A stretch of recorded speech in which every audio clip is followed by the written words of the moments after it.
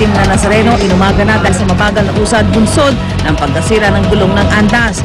Ang latest mula sa simbahan ng Quiapo ihahatid live. Sa katutak na basura, iniwan ng mga nakipista sa mga kaling dinaanan ng prosesyon.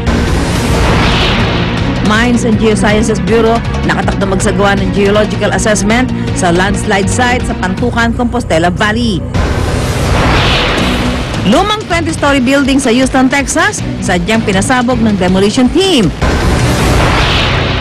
Rachel Weisz nasa Pilipinas na para sa shooting na The Bourne Legacy. At Harry Potter star Daniel Radcliffe in love daw sa kanyang girlfriend. Huwag pahuli, tutok na sa unang balita. Magandang umaga, narito na mga unang balita.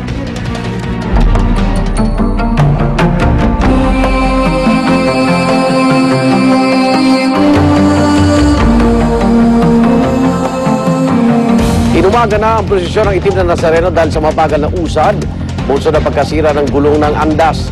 Makibalita tayo mula kay Katrina Son live mula sa simbahan ng Quiapo. Katrina. Igan, alas 5:30 nga kanina nang dumating dito sa Plaza Miranda ang poon ng itim na Nazareno. Inabot ng mahigit 20 oras ang naging prosesyon.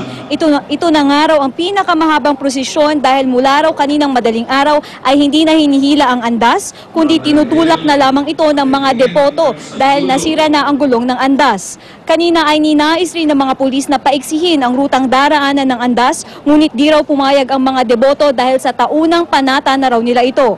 Sa ngayon nga ay ilang metro na lamang ang layo nito mula sa pintuan ng simbahan, ngunit di muna pinapasok ang poon dahil nagsimula muna ang misa na hudyat ng pagsalubong sa itim na Nazareno. Habang nagmimisa naman ay patuloy ang paghahagis ng mga tao ng mga panyo at tuwalyang puti para maipunas sa poon ng itim na Nazareno.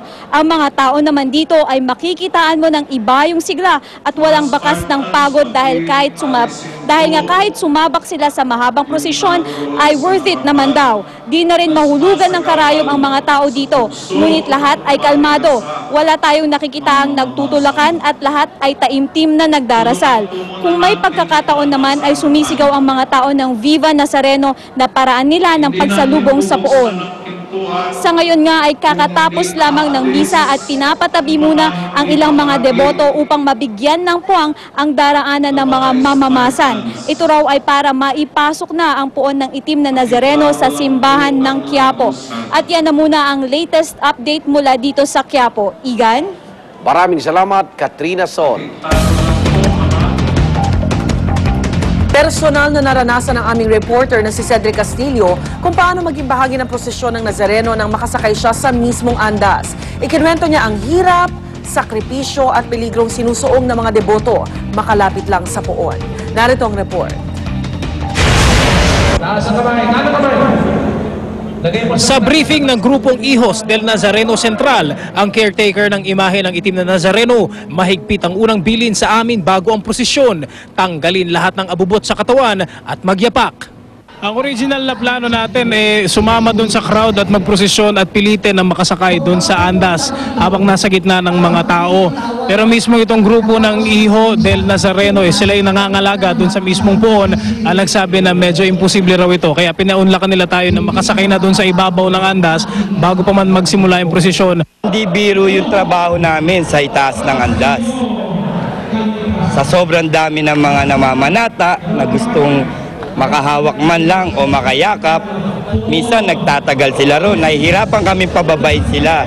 Talaga nananakit sila. Hindi natin maiiwasan yung may mga panatiko tsaka deboto. Pero hindi pa man kami nakakaalis, nagkagulo na ang sumugod ang ilang deboto sa barikada ng entablado sa grandstand.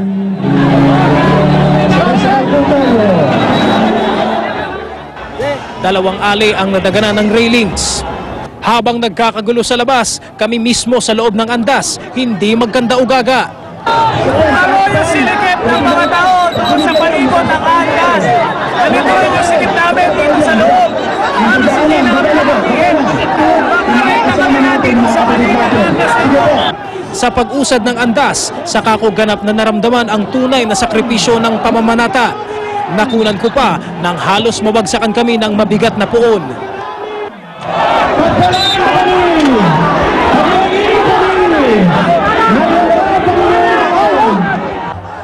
Maya-maya, bumigay ang tulay na kinatatayuan ng marami. Pero kahit tila may maiipit na sa ilalim, tuloy ang pagpupumilit ng marami na makalapit sa puon. Mula sa malayo, tila isang malambing na sayaw ng mga lupon ang makikita. Saya sa likod, usad tayo. Estandarte, tuloy-tuloy na po. At sa aking pwesto, dinig ko ang pagsusumamo ng mga debotong naghahangad na makasampa sa karo.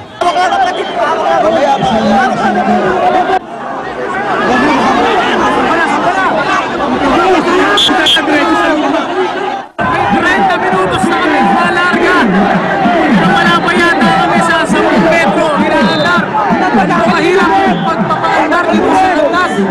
Hindi pa man nakakalayo sa grandstand, nabalahaw na kami sa kanal. Pero sabay-sabay na tinulak ng mga deboto ang andas. Sa gilid ng andas, makikita ang ilang nanganganib na maipit na siya rin ginagawang hagdan ng ilang gustong sumampa sa andas. Kala ng mga namamanata, masarap yung nandito sa taas. Subukan nilang nandito, magpalit kami ng sitwasyon para malaman nila kung gaano kahirap. Ilan na kami rito, sir? Ilang milyon yung inaalagaan namin. 2 oras lang matapos magsimula ang prosesyon, bumigay na ang 4 na gulong ng andas. Ililipat na lang sana ng ibang sasakyan ng puon, pero matyaga pa rin itong napaandar kaya natuloy ang prosesyon, kasabay ng walang humpay na paglipad ng mga panyo at bimpo para maipunas sa puon. Ang mga nakakuha ng initsyang tela, animoy nasa langit sa pasasalamat. Ang mga di nakalapit, nagpasalamat na lang na nasilayan ang puon. Sa kabila ng mga pakiusap na huwag nang magdala ng mga bata, isinama ni Claire ang kanyang 8 buwang gulang na sanggol. Binanata na po namin yung 1 month pa lang po akong pregnant. 3 beses siya nag 50-50. Kala namin di siya mabubuhay kasi 3 beses rin siya na ICU Kasi yun. Ngayon okay na siya? Okay na po. Nakilala rin ng GMA News ang angkan ni Aling Analiza na kasama pa sa pamamanata ang 7 niyang kapatid, gayon din ang mga anak at pamangking aabot sa 21. Bago ako sumampa ng andas, hindi ko mawari kung bakit handa ang maraming isugal ang buhay, madampian lang ang Nazareno. Pero tulad ng maraming deboto, naunawaan ko ito matapos makita ng malapitan ang nakabukas na palad ng Nazareno na tila ba nagsasabing ang pag-asa sa buhay ay atin pa ring abot kamay. Para sa unang balita, Cedric Castillo reporting. Nagkalat kayo sa mga kalye ng Maynila, mga basura ang iniwan ng mga deboto sa prosesyon ng Nazareno. Sa paligid naman ng Quiapo Church, isang araw daw ang aabutin bago tuluyang malinis ang mga kalat. May live report si Dante Perelio. Dante. Yes, Igan, matinding kalat at tambak nga ng basura ang naiwan dito sa paligid ng Quiapo Church dahil yan sa selebrasyon ng kapistahan ng Poong Nazareno. Igan, katakot-takot na basura ang nagkalat sa mga kalye na dinaanan ng prosesyon ng Poong Nazareno. Sa Plaza del Carmen sa may Bilibid Viejo, kahit saan ka lumingon, may basura. Sa Globo de Oro Street naman, namumuti ang paligid sa dami ng plastik. Pinakamatindi, Igan, sa Plaza Miranda sa may Quiapo Church. Katabi na ng mga deboto ang mga basura. Kung gaano kadami ang mga tao, ganun din karami ang basura. Di tuloy magkanda-ugaga ang truck ng basura at mga pahinanti nito sa paghakot. Mula ito sa mga binili at baong pagkain ng mga deboto na inabot ng gutom at uhaw dahil sa haba ng prosesyon. Katwiran ng iba, Igan, wala raw kasing inilaan ng mga basurahan kaya wala silang mapagtapunan. Pero alam mo, Igan, kung tutuusin, disiplina lamang naman ang kailangan. Maari naman sana itong ipunin sa isang tabi at hindi hinayaang pakalat-kalat. Ganun talaga yun. Lininisan mo na yung sayo, yung banda sa harapan mo. Di ba dapat pag namamanata, may disiplina rin? Mayroon din. Ang ibaw. Paano yun? Wala naman kaming lalagyan. Kinukuha rin namin minsan. Pag kamukha inupuan ko, dalhin ko sa basuran. Kung may ang basura nila, dapat ilalagay nila sa tamang lagayan ng sa kanya-kanya. Kasi kasi dapat nasa tao na lang kasi yan ang pag-ano niyan Disiplina kasi sa tao yan. Igan, inaasahan na aabuti ng isang araw bago tuluyang malinis ang mga naiwang kalat at basura sa paligid ng simbahan ng Quiapo. Yan ang latest update mula rito sa aking kinatatayuan. Balik sa iyo, Igan. Maraming salamat, Dante Perelio. Hindi naman maiwasan ng ilang kababayan natin